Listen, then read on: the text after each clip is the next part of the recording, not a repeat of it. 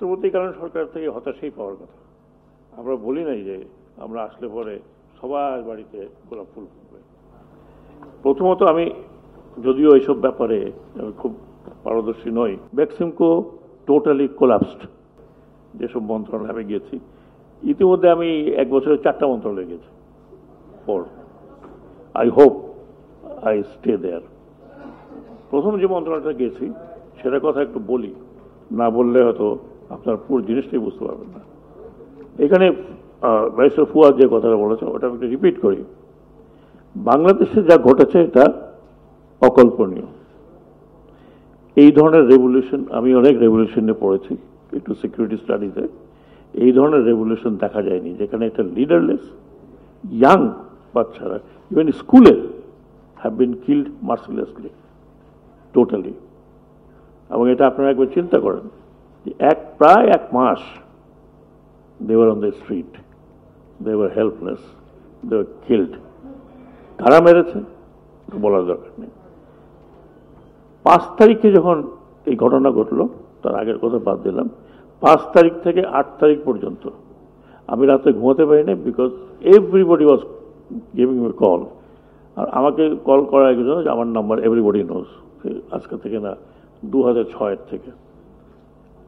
কি ব্যাপার স্যার? আমার বাড়িতে আগুন লেগেছে, ওইখানে ভেঙে পড়েছে, থানা নাই, থানার পুলিশ নাই, থানা আগুন লাগছে, প্রায় 40 কি 45টা থানা আগুন দিয়ে পুড়িয়ে দেওয়া হয়েছে, তার মধ্যে পুলিশও মারা গেছে। এই অবস্থায় আমাকে স্বরাষ্ট্র মন্ত্রণালয় দেওয়া। আমি যখন গেলাম তখন দেখলাম যে পুলিশ ইজ নট ইন্টারেস্টেড। তাদের কথা হচ্ছে আমরা চাকরিও করবো না, আমরা যাবো না। আমি প্রায় 3 ঘন্টা তাদের সাথে কথা বলছি, only ordinary constable. 3 hours I talk to them. এবং 3 ঘন্টা কথা বললে ultimately I to give N ultimatum যে বৃহস্পতিবার পর্যন্ত জয়েন যদি না করো তাহলে I will bring reserve force. বুঝে গেছে কোথা থেকে আমি আনবো, পুট দেম ইন পুলিশ। তারপরে পুলিশ আসা শুরু হলো। এই পুলিশ কিন্তু এখন পর্যন্ত, জি কিছু বলছেন, এই পুলিশ কিন্তু এখন পর্যন্ত স্ট্রাকচার হয়নি।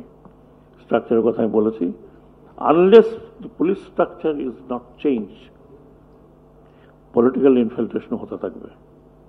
এবং যে কারণে আমি বারবার বলেছি, ওই দিন বললাম যে টু মাই কলিগ জাহাঙ্গীর, যে ওই কি সংস্কার কমিশন বলেছে না বলেছে বাদ দাও, পুলিশ কমিশন একটা রূপরেখা দিয়ে যেতে হবে, and the next government can do whatever they like with it.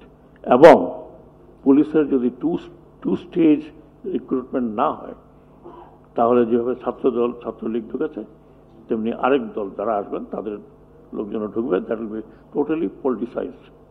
আমি রিকমেন্ড করেছি যে 2 স্টেজ রিক্রুটমেন্টটা যেন হয়। জানি না হবে কিনা, কারণ হয়তো আমরা রূপরেখা দিয়ে যেতে পারবো, করতে পারবো না। আমি আসি অক্টোবরে বোধহয় আমাকে এক মন্ত্রণালয় থেকে সরিয়ে একটা ছিল, আরেকটা দেওয়া হলো, সেটা হল শ্রম মন্ত্রণালয়।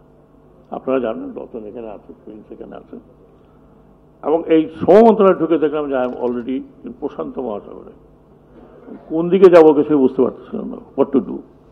প্রথমে আসলো আপনার বেক্সিমকো, 38,000 শ্রমিক। Beximco totally collapsed. আমি এই জন্য বলছি, আপনারা অনেক কিছু আমাদের কাছ থেকে এক্সপেকটেশন করছেন, হয়তো ইয়েস আমরা ফেল করেছি অনেক জায়গায়, একেবারে যে ফেল করেছি সব জায়গায় তা নয়।